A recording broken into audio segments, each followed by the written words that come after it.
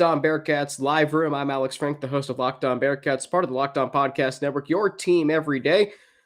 Russ Heltman, my colleague from All Bearcats and Sports Illustrated, going to join me here in a matter of moments as we get you set for the Bearcats and Wichita State tomorrow night. We get you set with the latest news surrounding the offensive coordinator role at Cincinnati. Todd Manning named the new offensive coordinator for the University of Cincinnati. Have I been saying Todd and it's really Tom? If so, that would be a major mishap on my part. Anyway. Okay. So lots to get to today. We'll look back on the Bearcats' performance at Temple last week. I was not very pleased with it, as I'm sure you were not as well. Russ had some things to say about that. We'll get to that. So much to get to today surrounding Todd Manning, Josh Stepp, Greg Gasparotto, which I don't know if I'm pronouncing that correctly, but anyway, it's been a good morning. It's been a good week here on Locked On Bearcats. Happy New Year to those of you joining us today. I'm very happy that you all have taken time out of your Wednesday afternoon, whether you're at work, whether you're at, I don't know, you're still on vacation. I first ask you this, to please continue to keep Damar Hamlin and your thoughts and prayers. A very, very scary situation on Monday night at Paycor Stadium in Cincinnati. I was there. Russ was watching it. He writes for All Bengals. We'll talk about that towards the end of today's show. And speaking of my friend and colleague, Russ, I took lunch hour too literally today. So look at this. And I don't know, Russ, if you've heard of this place or if those of you listening have heard of this place. So, Russ, we've got here what we got? We've got Dorothy Lane Market. We've got some chicken tenders, some honey mustard, and then you've got, and this is good stuff, okay? You got some fried rice and some green beans. So you got your meat, you've got your greens, and you've got your whatever you call it, fried rice. Russ, this is how we make sausage, as you always say. Yeah, that looks like a nice Macon feast right there. Are you in Macon right now? I am actually at my mom's house in Dayton, Ohio, so I'm home for the week. The South came up north with Alex. It did. It did. Listen, I am now well-rounded in my culture. We're losing viewers, so I should shut up about lunch hour and get to today's episode. There's too much Bearcats news to talk about lunch, Alex. Yeah, exactly. So forget about that. Thanks for keeping it here on Locked On Bearcats. You are Locked On Bearcats, your daily podcast on the Cincinnati Bearcats, part of the Locked On Podcast Network, your team every day.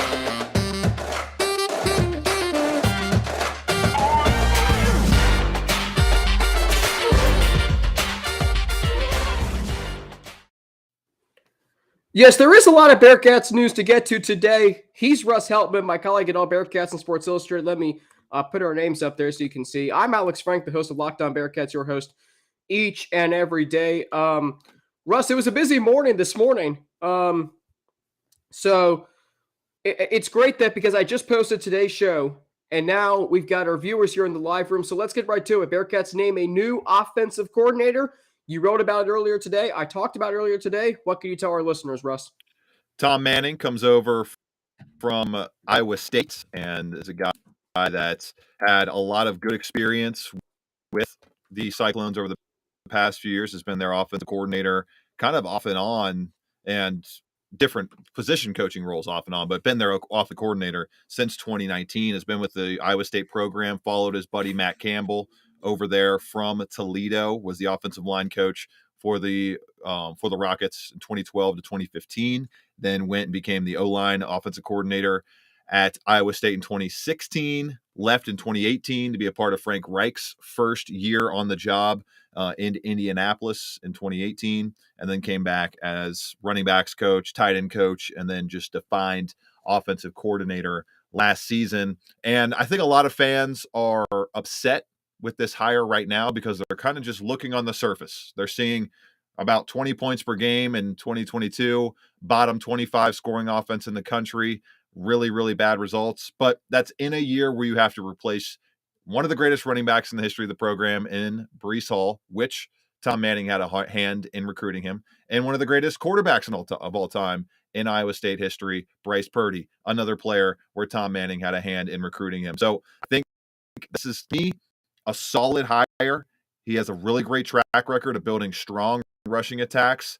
The team offensively this year was around 80th in underlying analytics metrics in terms of efficiency, as opposed to just the flat looking at the points per game. I think they were ranked 114th overall in scoring FBS-wise this season, so somewhere in that range in the 1 teens. So I think it was a little bit better under the surface than what we saw just scrolling through stats in 2022. And then you look at them offensively every year from 2019 to 2021 with Bryce Purdy, they ranked in the top 75 or in the top 45 in overall points scored nationally. So I think this is a solid hire. Coach Satterfield said he wanted to get the staff finalized, said it on signing day, December 21st, by January 3rd. We talked about it, us being surprised if we didn't get an offensive coordinator hire by the next time we talked on our show last week. Bang, bang, boom. Right in the nick of time before we start talking, Alex, the Bearcats have a new offensive coordinator along with a couple other coaches who got added as well. But obviously Tom Manning, the main guy. And now you have Manning at OC, Brian Brown at defensive coordinator, and Kerry Coombs at special teams coordinator. I think that's a pretty strong trio of top assistant coaches, which is the number one thing you have to get right if you're a head coach of a big-time college football program is getting the best assistants you can. Okay, Russ, you didn't mention this, but, well, you did. You alluded to it, that he spent time with the Indianapolis Colts. Russ, did you know, in 2018, when Todd Manning was the tight ends coach for the Colts, guess who led the Colts in touchdown receptions that year? It was like a crazy outlier year for like a journeyman. Was it Eric Ebron? Was that who it was? Yes. Bam. 13 touchdowns, Russ, on a team who went to the playoffs and played the Chiefs tough. So if you're questioning this hire, look no further than that. And as you mentioned, Breece Hall, who we know what he did at Iowa State, and Brock Purdy. And, I mean, Russ, look what he's doing with the Niners. So it's clear this is a solid. Now, here's what I do ask. And I said this on today's show, and I want your opinion on this. So, because we now have 7 Louisville staffers joining Scott Satterfield at Cincinnati, is there concern? Like, what's your biggest concern about that? Because, like, I feel like we're now going to see if that coaching staff at Louisville was good and is going to be good at a big-time program. Do you have concern about so many Louisville staffers coming with him?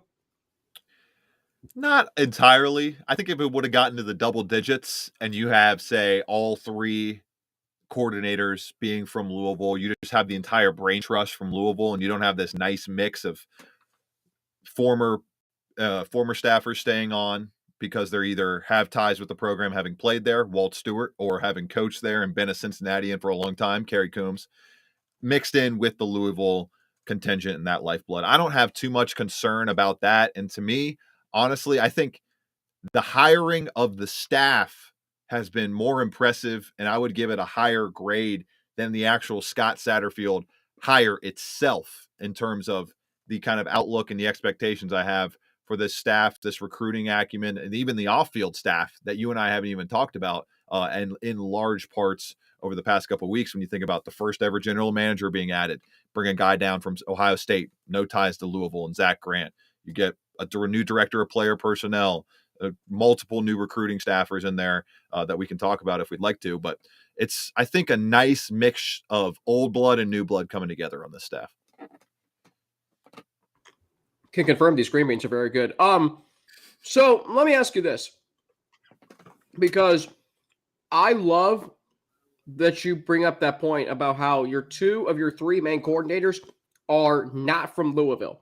And I think it's fine if you're going to bring one of your main coordinators, not from Louisville. Brian Brown came with him, and actually, wait, no, you're right. Duh, I'm an idiot. Tom Manning, not one of your not from the Louisville tree. True. Yeah. Yes. Okay. So, but what I'm saying is, it's okay if you're going to bring staffers from Louisville. That's fine. That happens at any coaching change.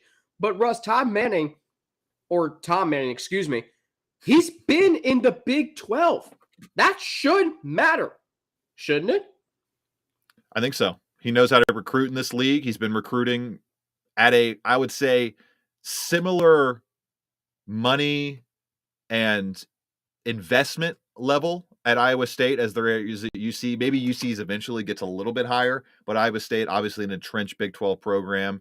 They've had a solid track record under Matt Campbell over the past 5-6 years and a solid recruiting record over that time as well. So I think he's a guy that already can hit the ground running in this conference, knowing what it takes talent-wise in the recruiting living rooms and playing-wise and scheme-wise in the Big 12. And I think fans are immediately going to point that negatively if they want to have a negative attitude about this and be like, oh, well, he was bottom 20 nationally already in the Big 12 with that offense. It's like, well, that's with a dilapidated Iowa State roster that lost, as I mentioned, the top 2 playmakers from the previous season.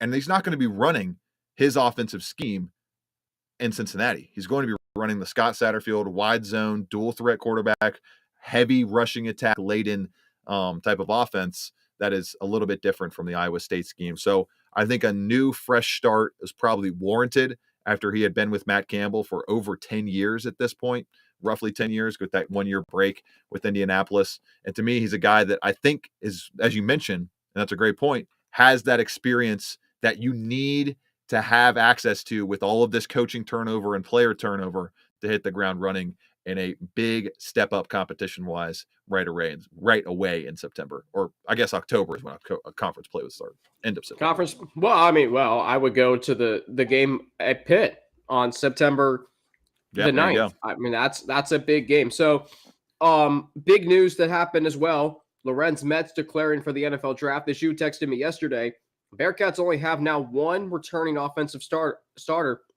on the offensive line. So what does that mean, and what does this hire? Because Todd Manning also coached the offensive line at Iowa State and top 25 rushing attack each of the last 3 years. So, Russ, where does this offensive line sit right now, and how can Todd Manning, am I still pronouncing his name wrong? How can he? Tommy Manning. Tom. Okay, so you've got the name of the GOAT, and then you've got the name of the GOAT football family in it. Okay, Tom Manning. How ironic is that? Yeah, it's kind of crazy how that works. Yeah, well, okay, there you go. Okay, so how does Tom Manning, how does Tom Manning fix this offensive line at Cincinnati? Through the portal, as we mentioned, Trevor Radisevich already coming in, going to be a strong candidate, all Ivy League guy last year to start on the interior somewhere. Luke Kandra coming in, played a lot of games at Louisville over the past couple of years, 3 years of eligibility remaining. He should be a strong candidate to start at one of the tackle spots. And then you got Sidney Fugar coming in for a visit. That's happening as we speak right now, January 4th and 5th. Western Illinois offensive line transfer with 3 years of eligibility remaining, 3-star recruit in the 2021 class. He's visiting right now. So it's going to come through the portal. I think that's the number one, and I'd say 1A, 1B, and then a chasm drop off to the other positions of need when you think about wide receiver and offensive line, and then you go down to linebacker and cornerback. Offensive line wise, they have Dylan O'Quinn still in the fold. Technically, he has not made an announcement on what his decision will be for the last year of his eligibility remaining out there. He was, I would say, technically a starter last year, but more of a swing guy. Got sent back down to the bench when Lorenz Metz got healthy late in the year, and then ended up stepping in, I believe, for Jeremy Cooper in the bowl game. So he's a starter caliber player, but not necessarily a returning starter. Gavin Gerhardt's the only guy left on there, going to be a junior going into his 3rd year with the program, and he's a player that wasn't even a starter going into week 1 when they announced the depth chart following fall camp. Jake Winfro obviously holding that spot. So there's a lot to sift through here. Can you get development out of guys like Ben Blevins? Can D'Artagnan Tinsley be an impact player after transferring over from Kentucky Christian last offseason? Joe Huber on the way out. As mentioned, you're missing basically both spots on either side of Gavin Gerhardt. How much development can we see out of freshmen sophomores, redshirt freshmen, redshirt sophomores in the spring period. How many of those guys pop? And then I would expect maybe at least one more offensive line transfer added here and maybe 2 more offensive linemen brought in just to make sure they have all their T's crossed and I's dotted on that front. So offensive line, a massive, massive need right now in the transfer portal. And for a full list on who's entered the transfer portal, who has decided to declare for the NFL draft, Justin Williams of The Athletic has a great breakdown on that. He keeps it really simple. He's got a full chart on his Twitter page I don't even remember his Twitter name, even though I'm on his Twitter Justin like every Williams day. in the search bar. Yes. Let's find it. That's all you have to do. It's at Williams_Justin. Thank you, Russ, for keeping things simple on the show. Anyway, so when we return, Ivan Pace declared for the NFL draft. We'll get to what that means for a Bearcats linebacker room that Russ I still think looks pretty good. Little unknown, but if Deshaun Pace stays, I think this linebacker room is going to be pretty set for next year. We'll also get to the hardwood. I mean, Sunday's game, Russ. Whew. The Bearcats look like they were knocked out at a New Year's Eve party in Philadelphia by the Italian Stallion. I mean, that's how bad it looked on Sunday. Big game. And Russ, you wrote a tremendous preview article for tomorrow night's game. We'll get to some points you mentioned there. I will explain all of that after I tell you that this episode of Locked On Bearcats is brought to you by our friends at betonline.net, your number one source for sports betting info, stats, news, and analysis. Get the latest odds and trends for every professional and amateur league out there, from pro football to college bowl season to basketball and that already happened, the World Cup. We've got it all at betonline.net. And if you love sports podcasts, you can find those at BetOnline as well. We're always the fastest, and easiest way to get your betting info. Head to the website today or use your mobile device to learn more. BetOnline, where the game starts. All right, thank you for making Locked On Bearcats your first listen every day. Make sure to check out Locked On Sports Today, the biggest stories around the sports world in 20 minutes or less, plus instant reactions, game recaps, and Locked On's take of the day. Locked On Sports Today is available on YouTube and wherever you get your podcasts. Alex Frank back with you. Locked On Bearcats, Russ Heltman, my colleague at All Bearcats and Sports Illustrated. Russ, the other big news from the weekend, I've touched on this on Monday's show, Ivan Pace Jr. declaring for the NFL draft. What does this mean for the linebacker room?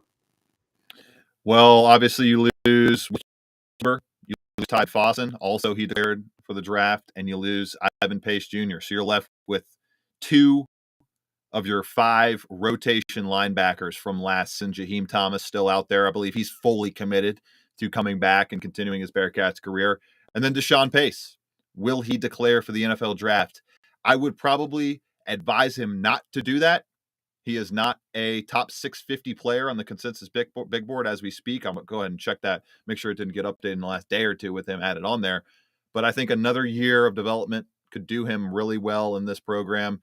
And when you think about, Ty Van Fossen, he's shooting a shot for sure, but I hate to say it, but of the 14 Bearcats have declared for the NFL draft, I have 3 that are on the consensus draft board at all. And Javon Hicks, Josh Wiley, and Ivan Pace Jr. Outside of that, those 11 other guys are not even listed among the top 650 prospects. And at this point in the season of the calendar where we are, it's very unlikely to think that they'll jump into draftable range, which is 250 and above on the big board, by the time we get to those festivities in late April. So maybe, just maybe, a few of those 14, at least a few of those 11, I should say, that don't have draftable outlook right now, come back to the program. And we're talking about that over the next couple months. So how many do you think will come back? Because if only 3 are on the consensus, what does that say for the other 11 players? That it's going to be tough to get on a roster. It's going to be very tough to get drafted. Maybe you get some looks as a college free agent and stuff like that. But I'm not super convinced that we're going to be getting even half of the 9 guys that got drafted last year. It's just not in the cards. It's not in the projections. And it's not something that a lot of people are think it's going to happen. Like they just didn't have the talent this year to warrant that, despite all these guys declaring for the NFL draft. That is well within their right. If they want to go shoot the shot. And what am I to tell them any differently? Maybe they do get picked, and I'm not rooting against them by any means, but I'm here to report, and the reports are the reports. They are just, there's 3 guys in there. There's 14 that have declared. So something's going to have to shake out on that front to see whether or not they go all the way in. They stick their name in the draft. They stick with it, hire an agent, forgo that eligibility, and then become disqualified for college play continuing, or if they decide to come back for another year with a new head coach at the helm. Is there any news on Deshaun Pace and what he's planning to do? Have not heard finalization from Pace or any rumblings. And at this point, I would think he would make an announcement if he's going to leave. I don't think he's going to announce if he's going to stay or not, because it's just the timeline tracks that you would not have to make an announcement for that. But in the next 2 to 3 weeks, if he doesn't make a draft declaration, I would highly suspect him to stay with the program for another year. I feel like that would be a huge retainment by the Bearcats if you can get a guy who coming into last year was your leading returning tackler. And Ivan, obviously, I mean, good for him for declaring. I mean, after that incredible season, 137 tackles, first unanimous Bearcats All-American in program history. It's interesting to think about, though, that there are only 3 players on the consensus. So if some players do come back, you'd like to think maybe a guy like Jeremy Cooper or maybe Lorenz Metz, and then your offensive line room all of a sudden looks a lot better on paper than it did, today or yesterday or tomorrow even. So still a lot that needs to be ironed out. Let's talk about the other 2 assistant coaches named today, Josh Stepp and, correct me if I'm pronouncing his name wrong, Greg Gasparato. I think that's right. Yeah. Right? Okay. What can you tell us about them?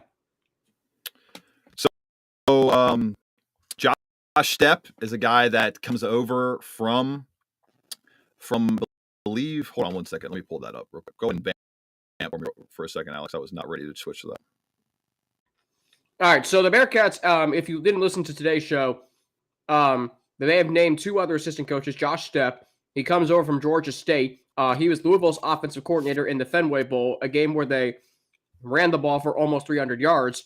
And what I like about this hire is Georgia State set numerous records, scoring, touchdowns, total offense, and rushing yards when he was there. Greg Gasparato, defensive coach, outside linebackers coach at Louisville. Last year, the Cardinals matched a school record with 50 sacks in 13 games. But what I also like is he at Army in 2020, a year where the Bearcats played Army in game 2 of the season.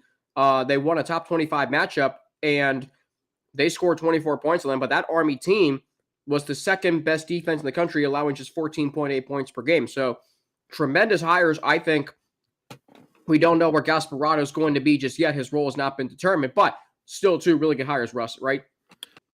I would agree. And when you think about Josh Stepp and the job he did at Georgia State, it just feels like they're getting a lot of guys with wide-ranging coaching experience, not just position coaching experience. They've handled offense before, and they're going to be able to kind of contribute different aspects of the game plan on either side of the ball. So when you think about Stepp and what he could possibly do with the tight ends, if that's what his new role is going to be, or whatever he ends up manning in this staff, he has a really great track record at Georgia State. Like you mentioned, they set multiple records while he was the offensive coordinator there. Most touchdowns, 53 in 2019. Total offense record, 439 yards per game in 2019. 241.6 yards per game in that season as well, setting a new rushing yards per game record at Georgia State. I just think there's a lot of good, solid, foundational brain trust aspects of these hires that are going to, I think, benefit the UC game planning throughout the entire season once we get there.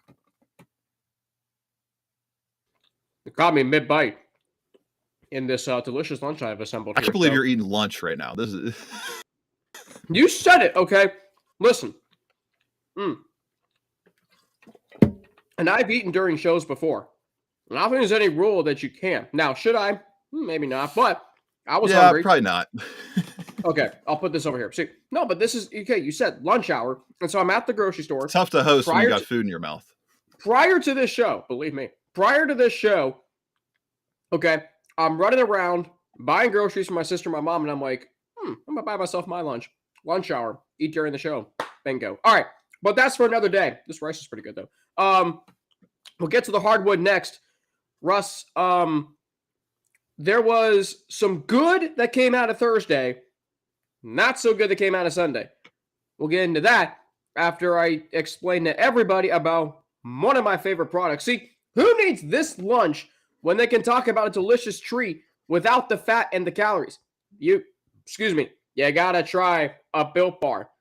So we just got through the holidays, and so my goal is to eat a little healthier this year. That's a good goal. If you're like me, where you want to eat healthier but don't want to compromise taste, then man, I've got the thing for you. You gotta try Built. With Built, healthy is actually tasty. Seriously, they're so delicious you won't think they're good for you, perfect for your New Year's resolution. What makes them so good? What makes Built Bar so good, Russ? Well, for starters, they are all covered in 100% real chocolate. That's right, real chocolate. And when I tell you the unbelievable flavors they come in, I'm talking churro. I love churros. Peanut butter brownie. Coconut almond. Yes. I'm not sure how Built does it, but these bars taste like a candy bar while maintaining amazing macros.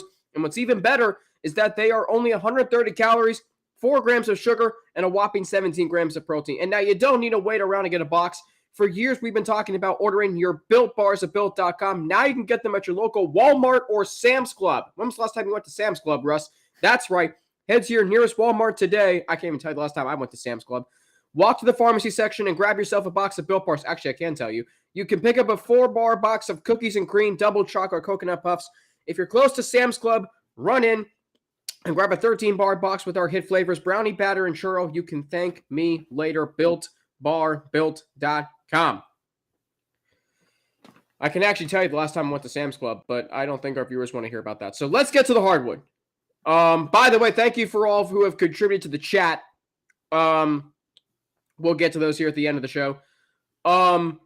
So Thursday night, Bearcats beat Tulane. I thought they looked really good. Russ, that was a matchup of the best two offenses in the American Athletic Conference, and the Bearcats looked like a really cohesive team. And then Sunday comes around. Go ahead. If were you going to say something? Yeah, they looked really good, and then they went on the road. Yeah, simply put it. Because they have played 2 true road games this year. And Russ, Sunday's game was so frustrating to me. And Wes Miller said it after the game. You're not going to win when you get out-rebounded 46-28. Sorry, you're not. I mean, by Temple. Russ, it's not like they're playing Houston. They're playing Temple. Years ago, you're from Cincinnati, you know this. Years ago, this team would own the Owls. Now they are 0-3 under them under Wes Miller. What is going on with that? Like, Russ, what happened on Sunday? What stood out to you as to why this team is now back into, well, they can't rebound. Well, they can't score when it matters. They can't win on the road. They're inconsistent. Russ, what stands out to you from Sunday? They can't get boards on the road. They did the rebounding that is solid at home, that's stable, that's palpable, that's palatable, I should say. And that allows your offense to stay in the flow and to stay in the rhythm of games just doesn't seem to be there on the road. At home, 51% rebounding rate overall as a team. That drops to 44% on the road this season in 2 contests. They have now had 2 road games where they've allowed career highs in rebounding to players 6'8" or smaller. And I forget who the guy's name was at Northern Kentucky, but he's an amazing rebounder in his own right. There's no shame in letting him get 14, 15, 16 boards. That happens every now and then. It's happened pretty regularly in his career. But to give up 16 rebounds to a guy like Jalil White, like that just cannot happen. The box outs have to get better. Victor Locken needs to be a little bit more disciplined. His growth has been amazing this year, but the fouling on the road can't happen. He cannot get into foul trouble late in first halves late in possessions like he did on Sunday against Temple, it destroyed the offensive rhythm of this team. They went on or gave up a 15-0 run after going up 27-20 on a deep three from Jeremiah Davenport to kind of give them even more cushion. And then the defense wasn't awful, but the rebounding just wasn't there. There were possessions, Alex. I think I counted 3 possessions where the Owls got 3 offensive rebounds on the same possession. And 2 of the times they kicked them out for threes. It's just possessions like that are back-breaking. It's like when you go the length of a field on an NFL drive, get to the 1-yard line, go for it 4 times and not get it. It's just demoralizing. It demoralizes a defense, and it's something that they obviously have to get fixed. And I don't know that there's any huge fix for this besides just wanting to rebound, being in better box out position, and just playing more focused on the road in these road environments. They have also yet to come back from a halftime deficit this season. 0-5 when trailing at the half. We all remember the big storm back against Xavier, but anytime you're down 17 against a team as good as Xavier that just took out the number 2 team in the country in UConn this past weekend, you're going to have a hard time pulling off that full-on comeback. So to me, it just has to be a little bit more focus on the rebounding end to make sure that you're not getting into these lulls offensively that they find themselves in. When things are cooking great, like you said, they're the number 1 offensive team in the AAC for a reason. Their offensive flow is fantastic on most games, most stretches, most possessions. But when the other team starts to feel that pressure from the glass, starts to use that to their advantage, UC can't get their defense set as quickly. They can't get into their offensive actions as quickly because they're not getting the ball moving up the floor fast because they're not rebounding. And that to me is the heart of everything. There's a reason Wes Miller, and there's a reason I bring up Wes Miller, bringing up rebounding as his number 1 thing, first thing he looks at when he looks at the box score, and the first thing he seems to bring up every single press conference. And that was on full display Sunday afternoon for a team that cannot afford to let their one lone reliable front court player get in foul trouble. We saw what happens. Oh, yeah. I mean, Victor Locken only had 4 rebounds. Odio Guama led the team with 5. I mean, but that shouldn't be the case every night. And I think about Russ, too. Like, as soon as this team gets – forget about them a halftime deficit. As soon as this team is behind, they panic. What do they not do? They don't rebound. They don't, move the ball. They take bad shots.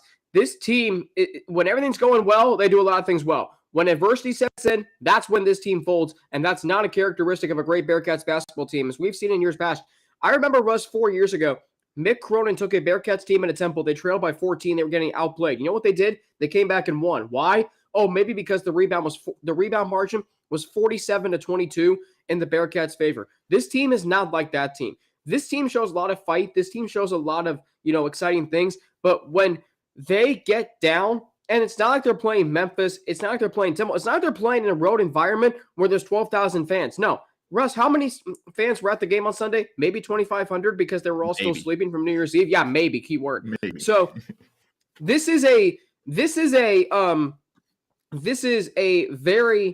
very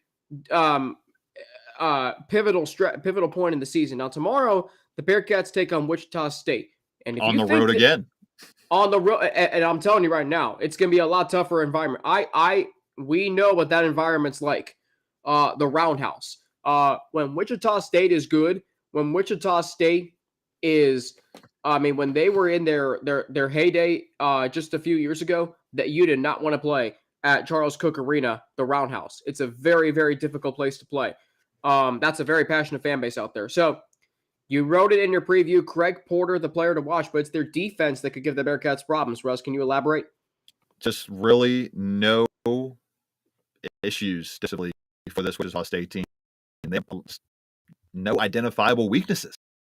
When you think about top to bottom, led by Craig Porter, he is a fantastic on-ball guard defender, has the number 1 defensive rating on the team, only allowing about 88.1 points per 100 possessions when he is on the floor, 11.9 points per game, 5.7 rebounds, 3.8 assists, has a team-high 1.98 defensive BPR rating on evanmaya.com. Like, this guy is a sound defensive player, 1.6 steals per game, 3.2% steal rate, really, really good. And when you think about Wichita State defensively, 29th in scoring allowed per game. They hold teams to the 14th lowest field goal percentage nationally, 42.4%, 28.4% three-point percentage allowed this season, 26th nationally, going up against a team in Cincinnati that's top 50 nationally in three-point attempts per game. That's going to be a big bellwether and a big something's got to give matchup on Thursday night. I am very interested to see how UC's guards, Jeremiah Davenport, Landers Nolly, Mike Adams-Woods, David DeJulius, how that backcourt deals with Craig Porter and the rest of these kind of just Hornet-like Wichita State guards. That's a huge matchup to me. And a big matchup and a big thing I'm looking for in this game is Landers Nolly. He's been fantastic this year. We haven't talked about him a whole lot on this show. I would say he has kind of picked up some of the slack that Rob Fennessy, not his fault, he got injured, but Kalu Ezikpe has been a disaster transfer, and Landers Nolly has almost made up for all three of their impacts in this season with how efficient he's been, shooting career highs in true shooting, effective field goal rate, has a career high in three-point percentage, and that's where my next point takes me. Jeremiah Davenport is playing better this season. You could argue he's playing the best basketball he's played in a Bearcats uniform, leaving aside shooting the ball, which is obviously a big thing. But the caveat remains, he is leading this team, Alex, in three-point shots. That just cannot continue. It cannot continue. He cannot continue to be 6 shots from outside higher than Landers Nolly. The man is shooting 29% from outside. Landers Nolly is shooting 42% from outside, and the 42% shooter is not leading the team in attempts. It's mind-blowing. Jeremiah Davenport has been, I think, more fun to watch this year. He's taken less terrible shots, but he's still taken 2 to 3, just make your head explode, early shot clock heaves throughout each and every game. And those need to go down to 1 or 0 in a hurry, because offensively, this team could have an even higher ceiling if the right players were taking the right amount of shots.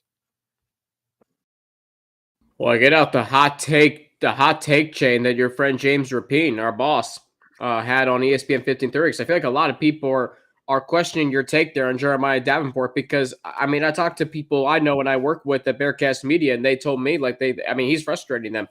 And as you he's say, frustrated me too. I don't think it was a hot take. I said he's playing good basketball besides shooting, which is what's happening. Okay. He's playing decent besides shooting the ball, which he shoots way too much. It's interesting because, like you said, he's playing better this year than last year. And okay, maybe that's because he doesn't have to take on a large role because DeJulius is so good. You got Landers Nolly, so you bring up a lot of interesting points there. I just think if he's playing well, this team is better. If he's not, and the Bearcats lose, you're always going to point to, well, see, we told you, he takes too many bad shots. So it's kind of like, to me, and we're getting to the point here, it's like he's a polarizing player, isn't he? Oh yeah, Jeremiah Davenport is easily the most polarizing player on the team, and he does it to himself. Let's be honest. Like he goes out there and heaves up those prayer shots that he's hitting. Like I mentioned, 29% of the time, it's just the juice is not worth the squeeze on terms of shot difficulty and the impact those difficult shots are having on this offense. That's definitely not a hot take. Everybody in Bearcat Nation is, I think, on board with that. Everybody in the media is on board with that. We talk about it during the games all the time, how it's just, we'll look around at each other when there's one of those head-scratching shots, and everybody listening to this knows exactly what I'm talking about. As we sit here today, it is 1:09 if you're listening to the live room. If you're listening to it on podcast form, it's Thursday. Bengals head coach Zach Taylor getting ready to speak to the media. Russ, you were watching the game Monday night. I was there. Very, very scary situation with what happened to Buffalo Bills defensive back Damar Hamlin. And obviously he is still very much in our thoughts and prayers. What, Russ, is your take? What was your reaction to Monday night and what happened, and what are your thoughts right now? I mean, I don't want to keep beating this over the head. Like everybody knows what my thoughts are. Everybody kind of feel like has the same thoughts. It was awful. It was horrific. It's something you never want to see. And obviously, I've been reporting on it at All Bengals over the last 2 days. Everybody and their mother's been reporting on it over the last 2 or 3 days.